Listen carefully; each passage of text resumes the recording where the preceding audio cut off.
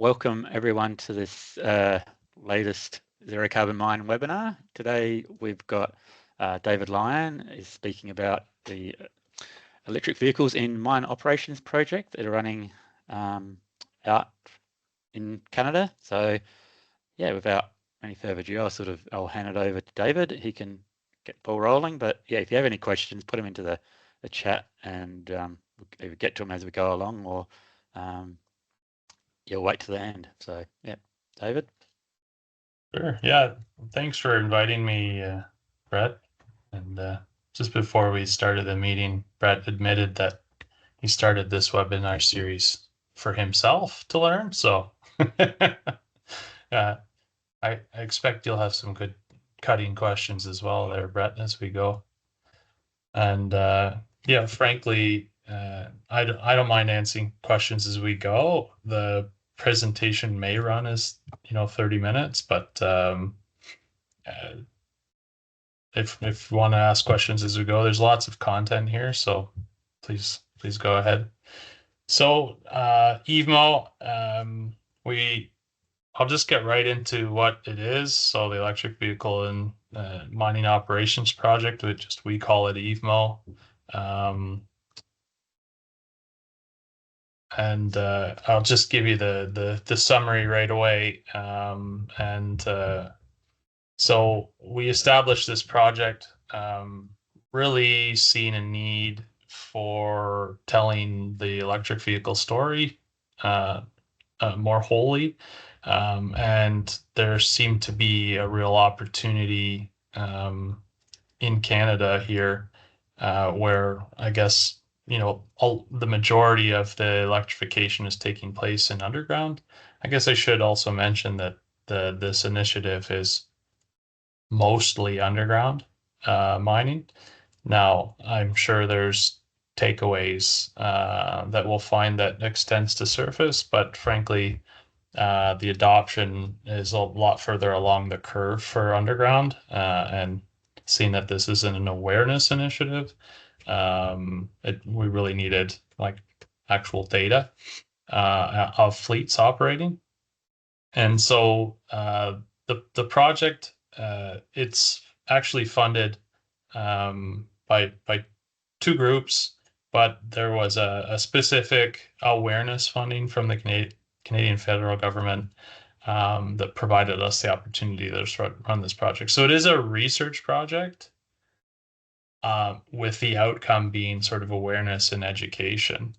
So most of the details of this project is on EVMO site right now, but the activity is essentially a group of researchers going to some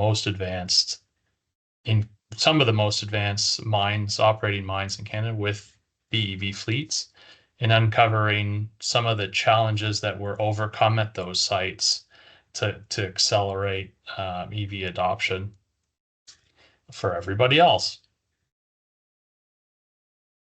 So I guess I'll start kind of from the beginning, or let's say my beginning in this, and why am I taking this on? So basically, I've spent my whole career in mining, but mostly in the innovation and development of equipment and technologies. But more recently, so I guess maybe 2015 is when I first started engaging in electrification in mining, and actually started Zero Nexus in 2019. 2018, 2019. But back in 2016, it seemed like the headwinds of change were sort of identifying electrification as a major step change in how you operate a mine, or at least it was a new technology that was going to alleviate a lot of pains for miners.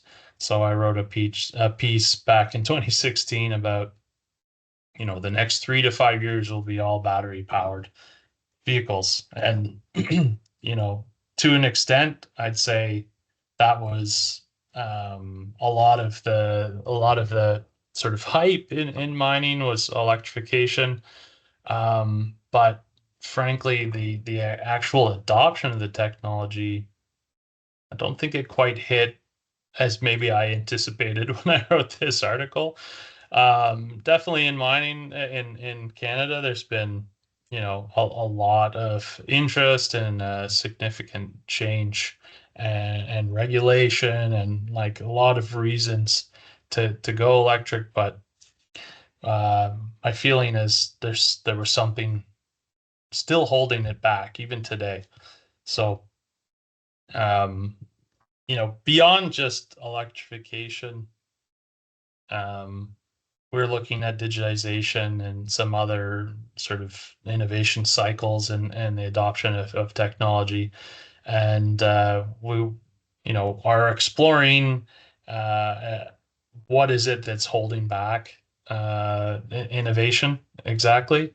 And that's more broadly, not just on EVs, but as these are some of like how we surmise that innovation is being restricted. Obviously, miners are up, commodity prices, volatility is going to limit or hamper some long-term R&D.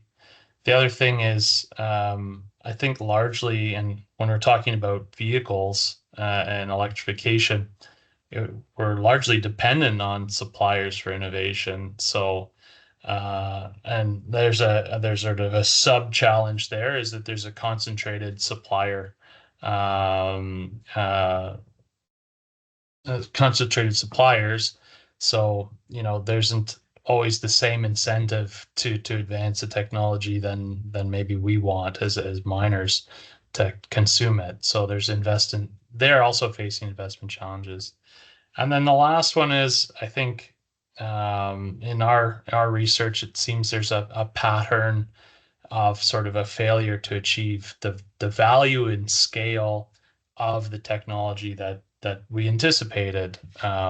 So like just explore that one specifically and what are some of the factors impeding the growth of that innovation. And why I want to talk about these is because these are sort of the pillars or foundations of EVMO, which I'm going to get to in more detail in a second here. But so the first factor that we believe is impeding the growth of innovation is just the technical success probability, and this is where there's high risk of capital loss. So our usual idea is let's generate a pilot program. Let's test the waters with some sort of technology. It's usually smaller scale. In the case of EVs, it might be one machine, two machines. So yeah, that exploring that technical success probability wasn't really the outcome of EVMO. I think that there's lots of other groups in electrification that are helping identify pilot programs, and the OEMs themselves are bringing in the machines. So we'll put that one aside. Um, but so the other three challenges or factors impeding growth. Number two, certainly there's a workforce constraint. Like, is there an upskilling need for electrification and what that is? And how do we implement targeted training programs? And I'd say this second item was a research topic that we went down last year in a big way.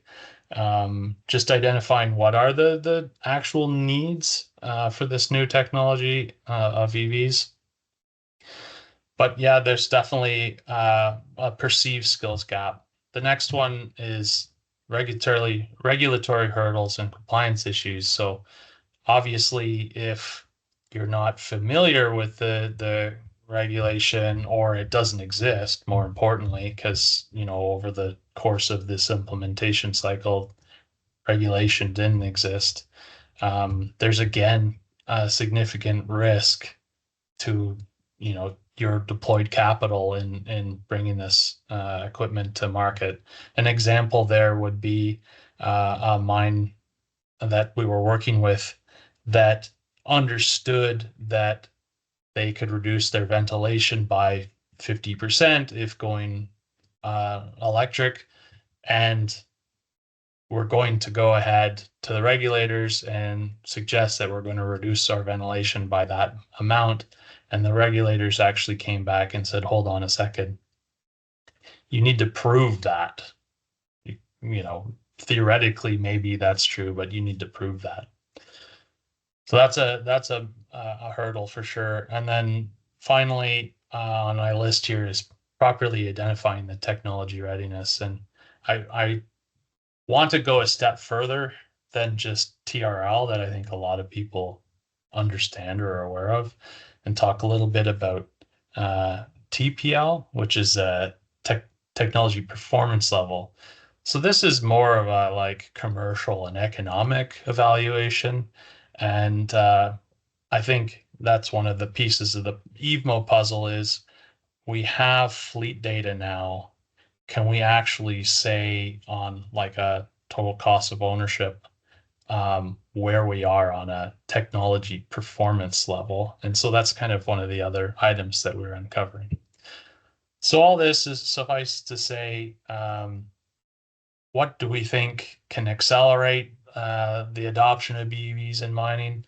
Sort of talked about the factors holding it back. And then, like I said, a year ago, we went kind of down, I don't want to call it the rabbit hole, but we really explored what are the actual training needs. And part of that was a market study where we talked to 100 plus stakeholders in mining to really understand, you know, what are some of the issues they're having or quick wins even. And sort of these are the themes. These are the major themes that came out of that market study. And I think this is really what forms the foundation of the EVMO project. So one is that, you know, sort of everyone wants to learn more about batteries and the full life cycle analysis of batteries. So yeah, there's, you know, that information. I think your last, Brett, webinar was a life cycle analysis webinar. So I guess that ties in nicely there. Another comment was that we're looking for more applications and case studies of BEVs. So uh, I think there's a lot of groups like GMG that are trying to capture, you know, the guidelines of vehicle electrification, but it seems like there's been a missed opportunity in actually highlighting, you know, the wins and losses of EVs and sort of making that more public. And I'll talk about that on the next slide. And then the last one, which really got us moving on the EVMO project, was there's no playbook for the industry on how to operate the machines as a fleet. As I said, I think lots of people have had the opportunity to pilot EVs, whether they be small man carriers or, you know, one LHD or a truck or what have you. But until very recently, in maybe the last year, there hasn't been enough uptake. Lots of order books for EVs, but not enough of them in the ground moving dirt to actually generate enough information to generate those case studies and sort of alleviate that pain of not knowing if the technology is going to fit for your operation. So EVMO was born. We had a funding opportunity through the federal government, and that's all well and good. But what's good, you know, what is the point of having a research project or an initiative like this if you don't actually have like dedicated buy-in from the stakeholders that are going to benefit the most of this? So we kind of went back to the table, you know, some of the people who made those specific statements, very practical, sort of working either at the maintenance level or innovation level at mining companies, and said, can we form like a governance structure, a steering committee around this project to really direct and guide the priorities of the project? So we chose 3 mining companies, you know, largely because those mining companies have fleets or are receiving fleets of equipment. So they could offer that guidance, but also the data or the site and access to the people on the sites. We're also able to add a research lab that focuses on out of Sudbury that focuses on electrification, and then a technology accelerator group. And I should have said this at the outset, because this is guided by a bunch of companies. This is fairly generic in nature, but all of the actual like approved content is on the EVMO page. So I'll share the link at the end of that. But one thing, a conscious choice that we made here was that there'd be no OEMs at the steering committee. I'm not saying that there's no OEMs participating in the project, because a lot of the OEMs are actually quite open in sharing and sort of supporting in these research activities and the outcomes. But our feeling was the OEMs really carried this whole initiative of electrification in the early days. Of course, they had to, because they were developing the technology. But, over the course of almost a decade now, that's really changed, right? Now we've got equipment going underground. So who has almost more knowledge, or let's say different knowledge? It's the operators, right? So what we really wanted to capture in this project was the point of view of the operators, the miners, and not the OEMs. Now they'll all tie together at the end, but that was kind of the decision made. So just to talk about the deliverables, because I think this is why everyone's tuned in, is what can you benefit from this project? The project really is about building sort of open information, open architecture. Like, everything we deliver on this project is sort of freely distributed. That's sort of part of the funding requirements, is that as an education and awareness initiative, everything that we generate is for sort of the global audience.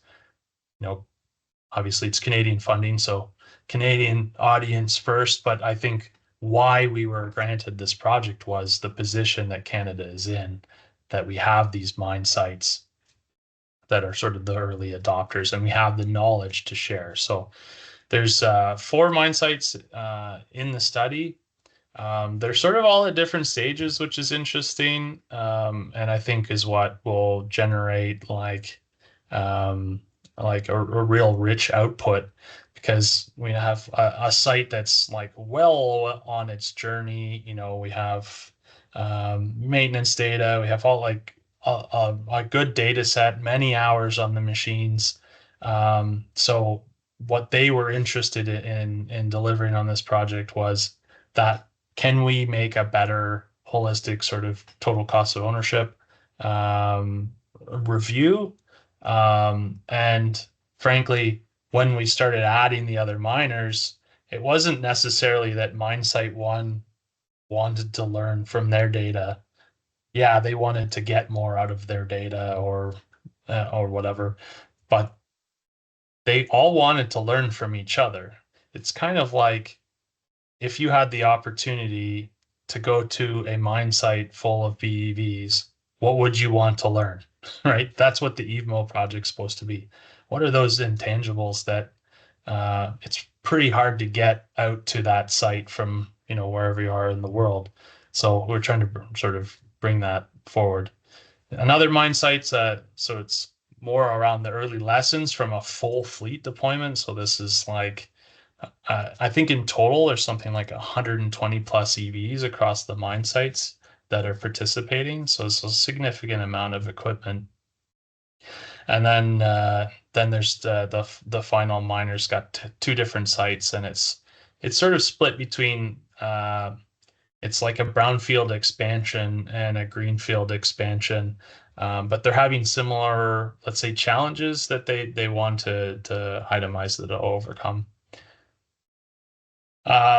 The research areas, now there's a lot here. The actual outcome of the project is a set of white papers. So I'm not sure we'll be hitting all of these topics. But like I said, we're talking sort of asset management, change management, data acquisition, what are some of the charging infrastructure planning challenges, also talking about life cycle analysis. How do you decide on sort of battery as a service as a concept, and what do we do with the batteries at the end of life? And so we're trying to capture all of that on a quantitative analysis. Sorry, I did see a question in there, Brett. One kind of popped up. Let me grab that one just while I'm going. Split between different types of vehicles. Um, yeah, I guess the majority are trialing, like these are operating sections of mines, so it's sort of like where it's a complete fleet of BEV, it sort of be your typical split in LHD's trucks to UTVs sort of thing. I think I'm going to guess here something like 60 of those are for sure utility vehicles. And then I guess the mix from there, it's hard to say. Sorry, I can't give you that exact answer, but hopefully as we deliver the content here and write the white papers, there'll be a bit more of a history of the mines and what equipment is running, so you can get that understanding. But it's a lot of production equipment as well. And then sort of lastly, as a deliverable, is since we're running all of these sort of research topics, in parallel, we thought it'd be very interesting because all of these mine sites are experiencing similar problems or similar wins. So in these areas, can we more sort of qualitatively match the conclusions? So we're also going to generate a report where we're actually sort of go through interviews, observe what's happening at these sites, because we're going to be spending a lot of time at these sites. In fact, Ed, one of the researchers, is heading out next week for another visit on site, and we want to gather, the experiences and sort of identify mining specific challenges and develop those user personas so that the outcome is like tailored strategies for the miners to adopt BEVs. So there's a lot in that. More of that is described on the webpage, and happy, following the presentation, to try to come back to this one. Just as far as project timeline is concerned, this kicked off back in May. Frankly, it's just we're coming out of the summer here in Canada, so I guess it's really ramp up time on the project now that September hit. But the idea of the project is that right now it's funded up until June 2025. We expect it to be sort of multi-year initiative, but we wanted to get, if my whole motivation is to accelerate BEV adoption, we couldn't have this research project that ran out 4 years. So we wanted to do it in 1 year chunks with deliverables, actionable deliverables, and then see if there's a need to continue. But so how we're going to deliver this, obviously there's an EVMO webpage. Again, there's somewhere to find that link in the presentation. But we're also delivering on some webinars, newsletter stream, and hopefully we just submitted or sent out the first newsletter yesterday, which really was an introduction to the project. But from here on in, it's actual delivery of material. So the findings of the research is what you're going to see in the newsletters, and just to keep you up to date with the delivery of the webinars and the actual research white papers. So anyway, won't spend too much time here on the old timeline, but there it is. We do have a webinar coming up in November, and we're running a webinar right now, but this one's kind of informal, and I think that's the great thing about Brett's webinar series is it's a bit more of a conversation and a bit more personal. So as soon as I shut up, you can ask lots of questions. But the more formal webinar coming in November. It's about the importance of training. It's a bit of a follow through from our research of last year, but it's also a really nice conversation with a bunch of OEMs and their take on the importance of training. So that should be great. So I think this is my last slide. What does a successful project look like? So just to bring it all back, the objective of the project is to increase the education awareness of the BEVs. And for us, it's really about identifying and addressing operational challenges. So let's highlight those challenges, but also how did the miners that we're working with, how did they address those challenges? What were the solutions?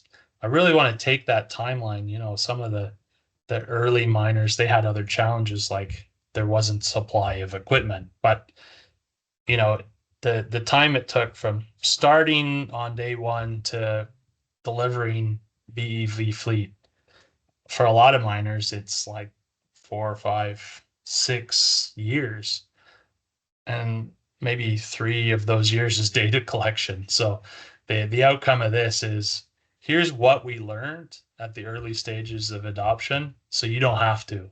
Right? That's what we really want to do. I just want to, obvious benefits to Canada is we're addressing awareness and knowledge gaps among Canadian zero emission and low emission options. So that's like why we were funded through Natural Resources Canada. But I also, not just benefits, but opportunity to Canada is we're the sort of early adopters. So let's take that position and share it amongst our friends in Australia and other jurisdictions.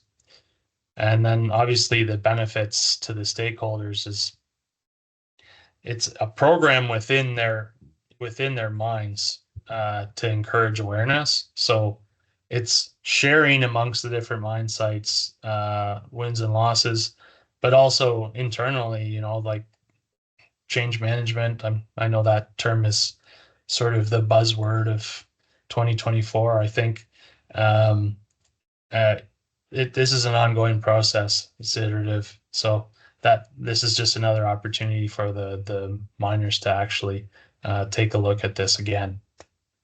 For us, sort of the key performance metrics of the project is we would like to educate, train through the project. So training sort of loosely through the white papers and the research outcomes. So about 500 plus individuals. The other thing that we've committed to is forming sort of 3 new partnerships, collaborations as part of the project. So identifying other groups that are also looking to increase the knowledge base of their membership or build training for certain locations or educate specific mining customers. And then finally, we would like, as we get through the initial priorities of the mining companies and identify the next priorities and what additional participants that can jump in on the project and add more information and value to carry this project beyond June 2025 as it's slated today. So yeah, that's my presentation, Brett. Like I said, I'll send this through. There's the website for EVMO, and I've also got, once you get the link to this presentation, there's a newsletter sign up list. But we're lucky to have sort of Micah part of the program in helping distribute the newsletter as well. So anyway, there you go, Brett. Thanks. Thank you, David. Sort of, if anyone's got any questions, please, just write them in the chat, and there's more to it, then about to unmute you to see something come through from Don.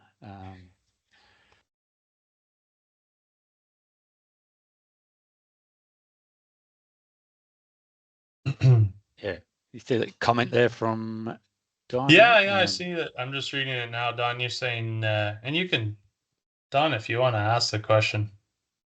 I don't know how you do that exactly, Brett, but the yeah, we're definitely looking at capital costs. It's part of the analysis that we're running at one of the mine sites. So we have, and maybe Ed would be best to answer this. So we have what they generated initially as their hypothetical cost model, and now few years in, there's actually data from their SAP system on maintenance costs, total capital costs. And so we're evaluating how close those things are. What were the differences? What were the reasons they went one direction or other? So I don't know, Ed, do you want to add to that question? Sure. Yeah. On that part, we're really trying to take a full life cycle cost analysis approach, I guess. So starting off with looking at the initial projections and forecasting work that was done when we're looking at the difference between a diesel fleet and a BV fleet, and sort of the approach to transitioning from one into the other, or sort of scaling up one side, the BV side, from the diesel base. And interestingly, part of that is bringing in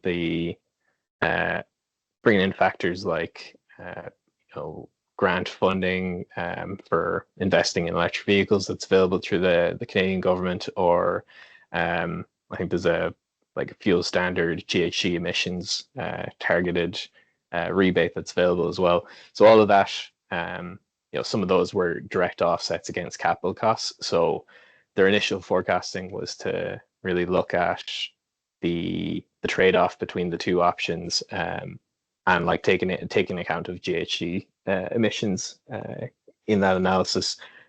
So like Dave was saying, the next step for us is now to dig into the data that they have on the actual kind of operations of the vehicle, of all their vehicles, and start to kind of tease out what the actual performance was, how it stacked up on emissions reductions from the original forecast, as well as the cost of maintenance, labor, and the capital costs that were a part of that.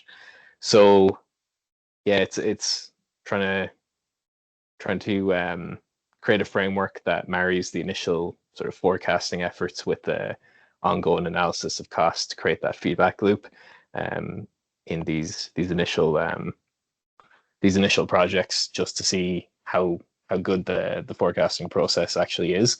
But I think that's an interesting point you bring up just in your comment, that there's other technologies out there as well that can have an impact on emissions. Automation technologies are touted as a factor there, and I know that's something that at least one of the groups is looking at, that they'll have maybe a new track system monitoring fuel use, as well as the energy demand from their chargers for the BV and the diesel fleet, so that they'll be able to get a much better picture of what the actual emissions, kind of fleet-wide emissions, are going forward. And because that's emissions reductions as a part of their overall strategy, it kind of opens up all of those options to be assessed. Yeah. Thanks, Ed. Sorry, That's a fuller answer. I'd want back on your slide where you had the four your mines, your deliverables. Was that one? Yeah, that one. So there's sort of different focus for those each of those sites. Are there going to be like learnings for the cost of ownership and whatever across them, or is it sort of it's for each of those so lines? It's sort of siloed. Yeah, so yeah, the TCO or cost of ownership part, that is a piece that Mine Site 1 can really tell the story because they've been running production equipment for some time. The other mine sites, however, aren't as far along on the adoption curve. Like one is receiving, you know, something like 60 pieces of equipment sort of right now, right? So they're just learning, they're having these other teething pains. So uh, however, some of their teething pains is around the sort of data acquisition piece, which does tie into TCO, right? Like what pieces of the puzzle, what pieces of data do you need to properly run that TCO down the road, right? If you're looking at your a miner that has a bunch of operations, how do we learn enough to implement that same tool across the other sites? So I think that's why all the mine sites are playing together so well, because they're actually learning different things from each other. Yeah, they're learning something from themselves, but they're almost learning more from the other miners, that are at the table. Right. So they're all, each of those groups are at different stages, like the mines 3 and 4. Yeah. Is that sort of almost future implementation projects, or is it? No, actually, all of these sites have BEVs, Yep. and a lot of them. But one is like uh, one of the mine site 3, let's say, is they're in development, right? They actually aren't pulling any ore out of the ground yet. So there's a different challenge there than there is um, an existing infrastructure brownfield operation.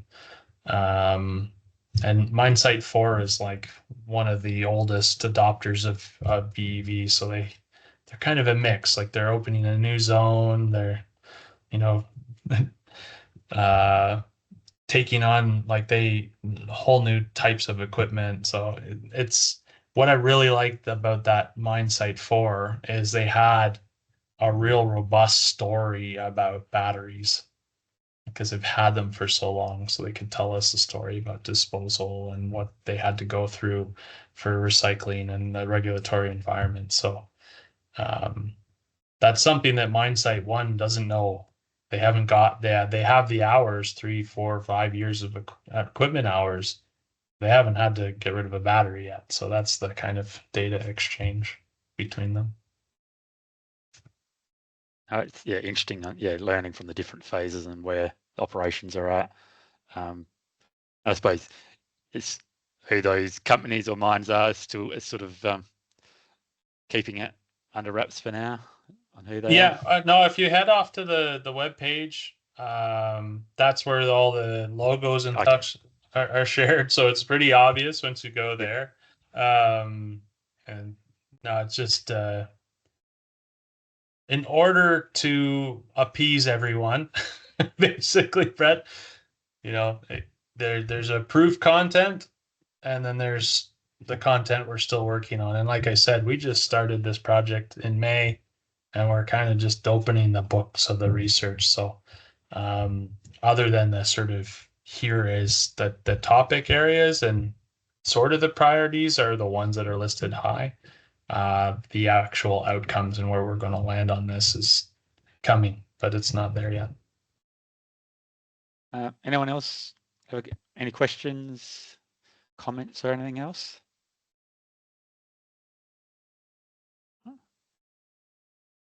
I don't, the one other one I had, you sort of limited to, what is it, 4 mines. Yeah. I suppose as the project evolves, you could have more learnings, see how that incorporates, but I suppose that you're trying to keep it simple for now. Yeah, I mean, that was just a decision by us, I suppose. Like there was more funding available and we could have grown the scope. But it felt like the specific participants that we had, a nice close group, is a bit more nimble in delivering on the results. My hope is this grows over time, and it grows not just in more information or more inputs, but also as we discover the gaps in the technology. If we discover gaps in the technology, that we can address those in, future iterations of the project. So the door's open for people to sort of reach out and look at the delivery of this initial project, but also start talking about what could this be in the future, and where are your specific priorities. So I don't know, rightly or wrongly. I guess the major difference here too is that the project's funded rather than sort of member based, right? So we had to also consider what could we deliver under that funding mechanism. So Yep. No, that's fair enough. Seeing if there's any comments coming through. It looks like Andrew's writing something, but I'm not sure if that's a question or a comment. Yeah, or a cheers, mate.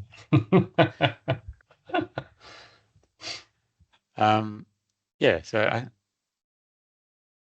it's a lot of gathering of data and all that. I suppose, like you're saying, Ed's going out to site to do a bit of that work, in the coming days and weeks. So it'd be great to stay tuned and see what comes out of this. But I think it doesn't look like there's any more questions, so I might leave it there. But no, thanks for dialing in and giving us an overview of the EVMO project. I suppose when you say EVMO, do you then have to, a lot more explanation of what that actually means? But I suppose it's sort of I mean, it's at least for the stakeholders in the project, is sort of common tongue now, EVMO. But and someone jokingly mentioned, like, move is right there. Like, wouldn't that have been an easier acronym? Well, I don't know how we would have reshaped the words, but anyway, it's EVMO is what it is for now. I think there's a project out of Adelaide University here that I think's abbreviation is MOVE, I think it is. So, okay. Yeah. For the same type of project then, or it's around electrification. Oh, okay. I'm trying to remember now. Simulation around electric vehicles and that sort of thing. Went out of university, or it was funded by Future Batteries. Yeah, government funded, I think. So it's coming out the right. But no, thanks for the presentation, and we've recorded that, so I'll share that for those that have missed bits, or for you to put on your platform. So sure. Thank you. Thanks everyone. That was great. It was a pleasure, Brad, and keep in touch. We'll keep watching your series, so appreciate it. All right. Thank you. Okay, thanks everyone. Cheers.